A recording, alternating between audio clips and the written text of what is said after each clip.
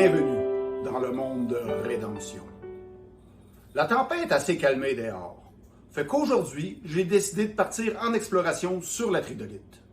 Je me suis aventuré sur le flanc de la montagne et j'ai découvert l'entrée d'une caverne, ce qui m'a amené jusqu'ici. Malheureusement, comme vous pouvez voir, il y a deux créatures hideuses qui sentent très mauvais qui me bloquent le passage.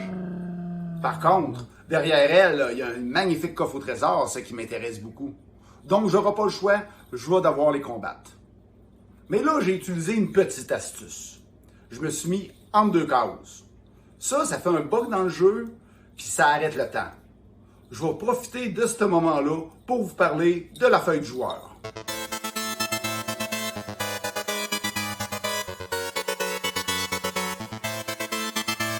Le guerrier mage.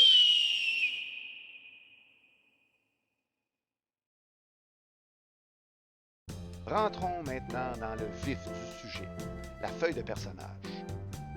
La feuille de personnage, c'est un petit peu compliqué.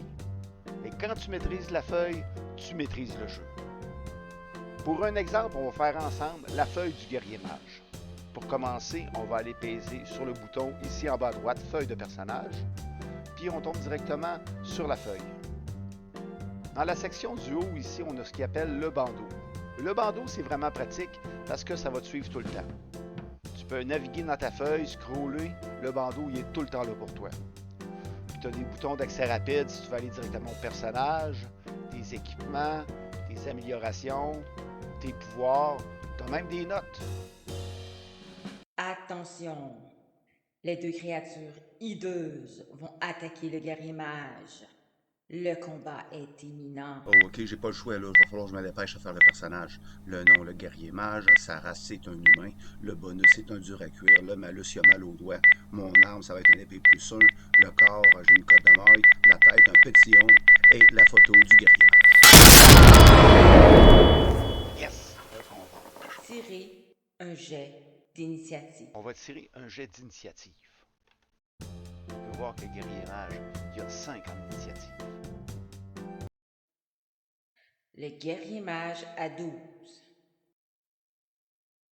L'initiative est gagnée par la créature hideuse numéro 1.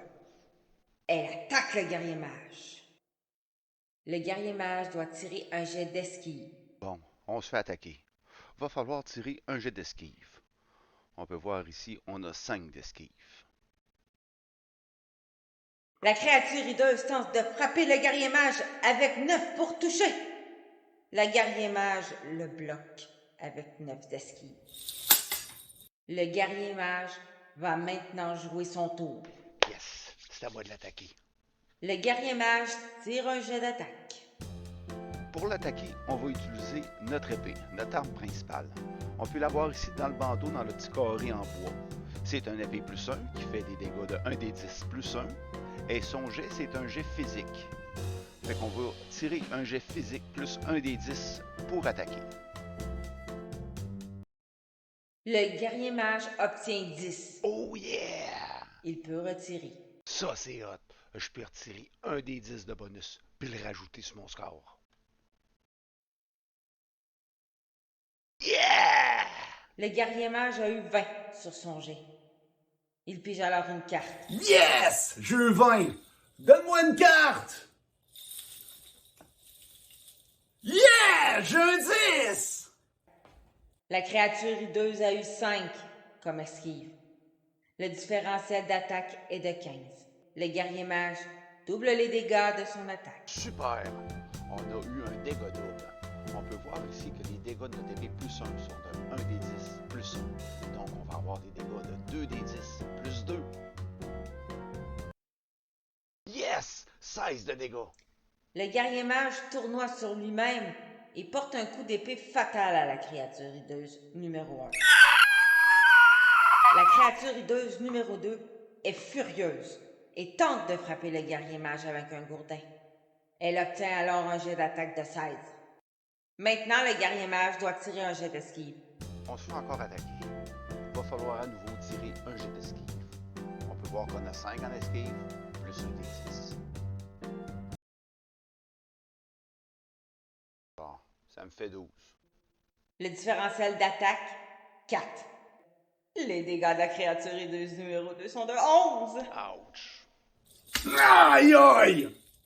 11 de dégâts, ça fait mal. Mais heureusement pour moi, je porte un armure. On peut voir qu'ici, sur ma cote de maille, j'ai 2 de résistance physique. J'ai également mon petit tombe qui me protège de 1 de résistance physique. Faut pas oublier mon bonus non plus, dur à cuire, plus 1 de résistance. Fait que si on voit dans le carré bleu, en haut dans le bandeau, résistance physique, j'ai 4.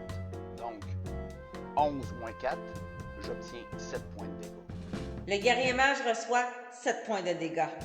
Malheureusement, par tranche de 7 points de dégâts, on a un handicap.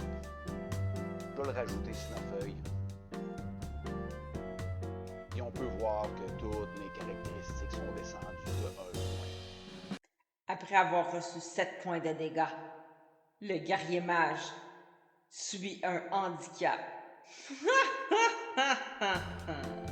Tantôt, j'étais pressé pour faire mon personnage. J'ai jamais inscrit ses points de vie.